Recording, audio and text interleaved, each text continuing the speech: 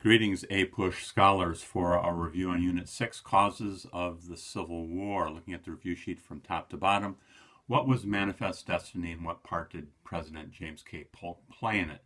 Remember, Polk runs on an openly expansionist ticket in 1844. He's promising to stretch the country all the way to the Pacific Ocean. The problem is we're sharing possession of Oregon at this time with Great Britain, and Mexico happens to own everything west of Texas. So Manifest Destiny is this idea that God really intends us to head to control all the way to the Pacific, and that our expansion should head in that direction. And there's this idea that we're going to create an empire of liberty. And Oregon is, at this time, it's more than just the state of Oregon today. It includes everything in which would be British Alberta and British Columbia, and below it what would be Washington, Oregon, Idaho, and parts of Montana. And there's this saber rattling that goes on in which Polk and his supporters say this slogan, 54-40 or fight. And that's basically the line that divides what would be southern Yukon from British Columbia and Alberta.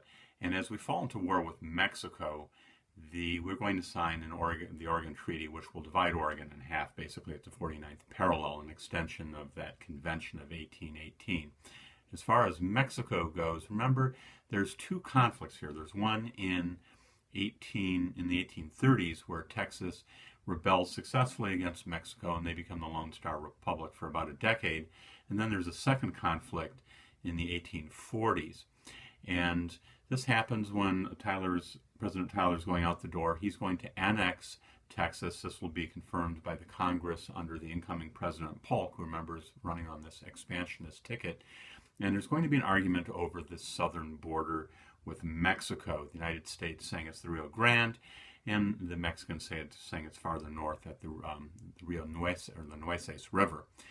And when the war is over in 1848, the Treaty of Guadalupe Hidalgo, which is signed by the losers, the Mexicans have American Army taking over a good northern chunk of their country, and remember Winfield Scott, American general, marches into Mexico City and takes it over.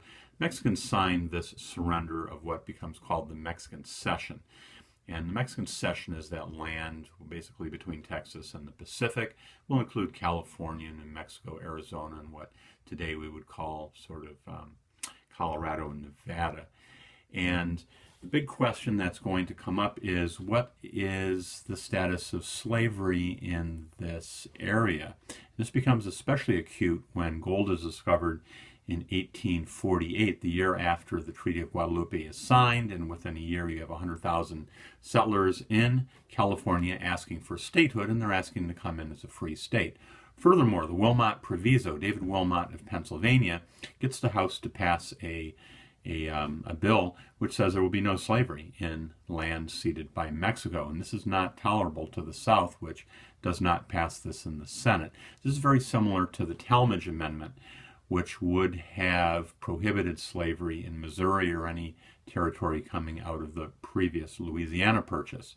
Remember, the previous compromise is the Compromise of 1820. Missouri comes in slave, Maine free, and that 30 line is drawn to essentially sort of the Rocky Mountains, the end of the Louisiana Purchase. But this question flares up again with the Mexican Cession. The Compromise of 1850 has four key parts. There's five if you include basically the national government pays Texas off to surrender claims to New Mexico.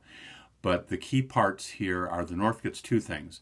California comes in as a free state, and popular sovereignty becomes the organizing principle of the Southwest, meaning that the settlers will decide, not Washington, D.C., but the settlers will have a vote whether they should be slave or free.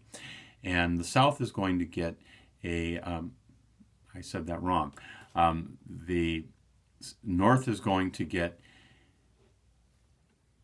California coming in free, and the North is going to get a ban on the slave trade in Washington, D.C. Not slavery, but the ban on the slave trade. The South is going to get popular sovereignty in the Mexican Cession. The South will also get a strict Fugitive Slave Act, which requires northern authorities to to be in support of hunting down, apprehending, holding, and turning slaves over upon demand that have run away into northern territories. And when we get to the 1854 Kansas-Nebraska Act, you've got this scenario where Stephen Douglas is working to promote a railroad from Chicago out to California, but it's going to go through northern territory. What's the South going to get out of this? If they play ball, well, the South is given popular sovereignty for Kansas and Nebraska territories. That imaginary line, 3630, which was the demarcation, the border between the slave South and the free North, is erased, and now slavery can head north. This is a breaking of that compromise, at least in the mind of Northerners. This leads to Bloody Kansas, or Bleeding Kansas, which is a low-intensity civil war between pro- and anti-slave forces in Kansas. Charles Sumner, a senator from Massachusetts, will give a very hostile, very provocative crime against Kansas speech in which he accuses the South of cramming slavery down the throat of free people in Kansas. He in particular condemns Andrew Butler, who is a co-sponsor of this bill along with Stephen Douglas, and he impugns this man's honor, and his relative Preston Brooks is going to sneak up behind Charles Sumner and is going to beat him unconscious, bloody unconscious, with the metal handle of a cane. William Walker is another example to the north of how the South wants to spread slavery. He's a filibuster. He is an invader of Nicaragua. He's got a mercenary army. He joins with sympathetic forces, essentially in a civil war in Nicaragua, and takes it over for a few years until he is unseated and killed. But this is proof that the South is earnestly, relentlessly trying to spread slavery, first into the Southwest, then into Central America. And the collapse of the second party system, remember the first party system are Federalists versus Republicans. The second party system are the Democrats under Jackson, and then the Whigs. Whigs are kind of a replacement Federalist Party, if you want to think of that way. They want a strong government. They want a bank. They want roads. They want government investment in infrastructure. They're more loose construction. Well, the Whig Party will fall apart over the issue of slavery into conscience Whigs of the North and cotton Whigs of the South.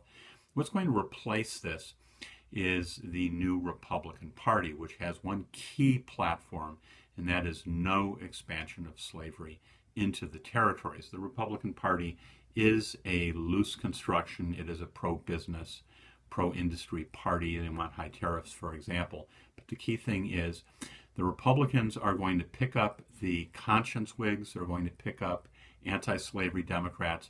They're going to pick up those people who supported the Free Soil Party in an earlier election.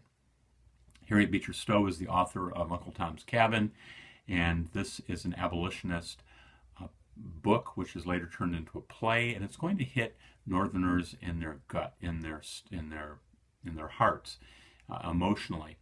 And this is going to take slavery out of the realm of politics and ideology and philosophy, and it's going to turn slavery into more of a human thing for many Northerners who were just basically against slavery for perhaps reasons of politics, not wanting to give the South more power in the House, or for economic reasons because Northerners don't want to compete with slaves in the new Western lands. And keep in mind, abolitionism has its roots in the Second Great Awakening, this idea of creating, the kingdom of God here in America, this further idea of the city on a hill, that those who are getting saved, who are recommitting their lives to Christ in the Second Great Awakening, are now going to work for the purification of society. What was the 1857 Dred Scott decision and its significance? Well, there's two pieces to this decision. Dred Scott is a slave who lived in free territory and then sues, saying that he should be free. And the court, which is governed by, dominated by Southerners, will turn him down and say that he's chattel. He has no standing to even come before the court, which is no surprise that a slave loses in the Supreme Court. But the bombshell is the court rules that any compromises to limit the spread of slavery are unconstitutional, meaning specifically the Louisiana Purchase compromise here, the 3630, but by extension, popular sovereignty out west and in Kansas, Nebraska. And the Yeah, this is, it's basically upholding this idea of the Fifth Amendment says that the government can't take away your property without just compensation, and to limit the movement of slaves by their owners is essentially to rob the value of the property from them.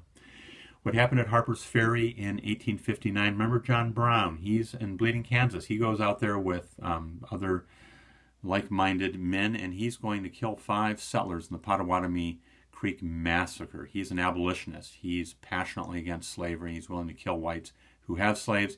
And at Harper's Ferry, he and some followers are going to take over the federal arsenal. This is a place with military weapons. The plan here is to instigate a slave uprising, and he's captured by Robert E. Lee, who at that time is a U.S. Army officer, and he's hanged for treason against the state of Virginia. The Austin Manifesto is a plan by Southerners to spread slavery to Cuba. And Spain is threatened by American negotiators if Spain doesn't sell us Cuba. I mean, this is important for the national defense. It's important for, sort of continuing this idea of manifest destiny. We're threatening Cuba with war. And Northerners, I think, rightfully are saying the South is bent on spreading slavery everywhere.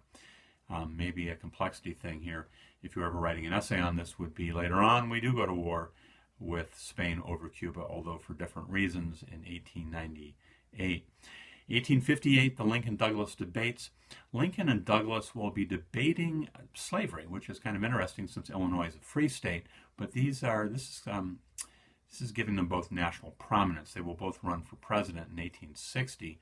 Lincoln will lose the Senate race. Later he will win the 1860 race, but Lincoln is arguing that slavery should not be allowed to expand into the West.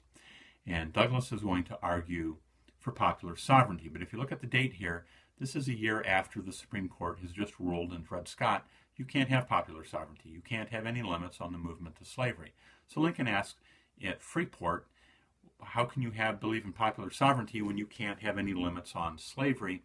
And Douglas is essentially going to argue that even though slavery is legal, a territory does not have to pass laws which would make slavery safe for Southerners. It won't make slavery, there'll be no supports for slavery.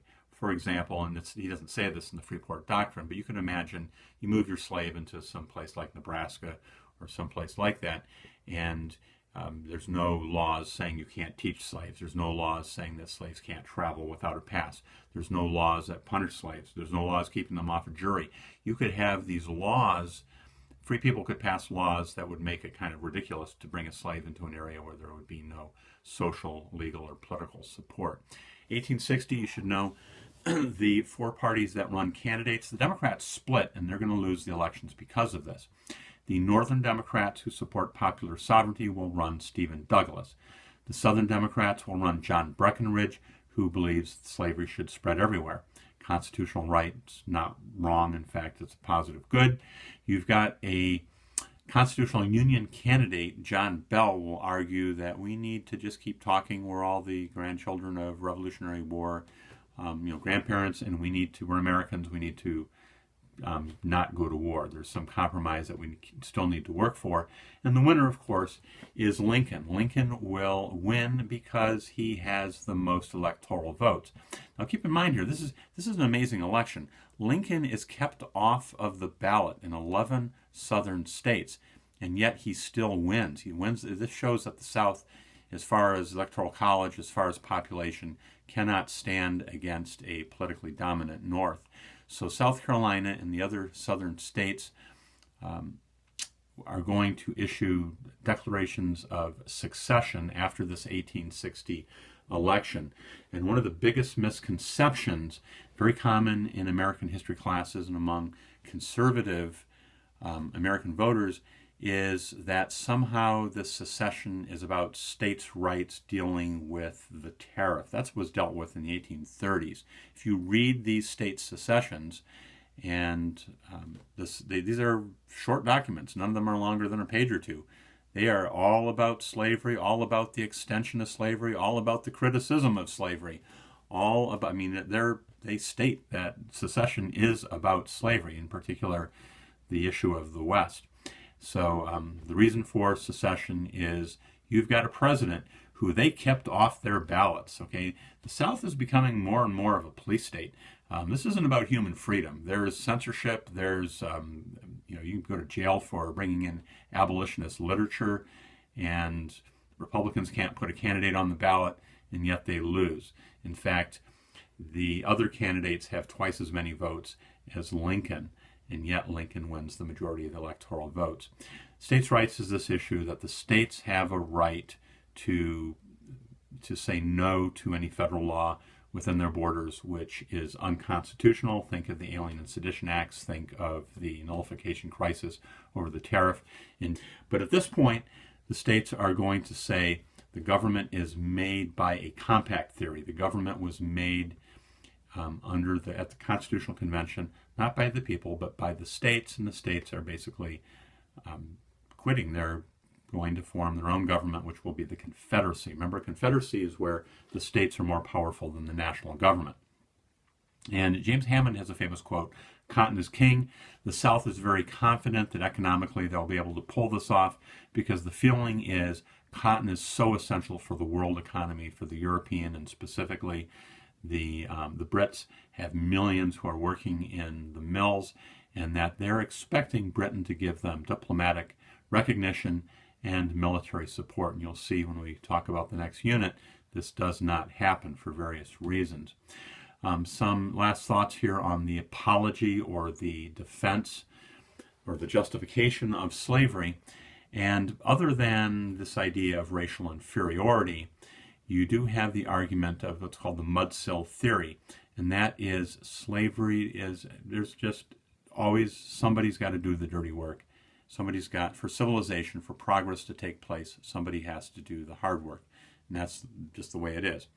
And then there is the positive good argument, and this comes from John C. Calhoun, Mr. Exposition and Protest in Nullification Crisis, South Carolina.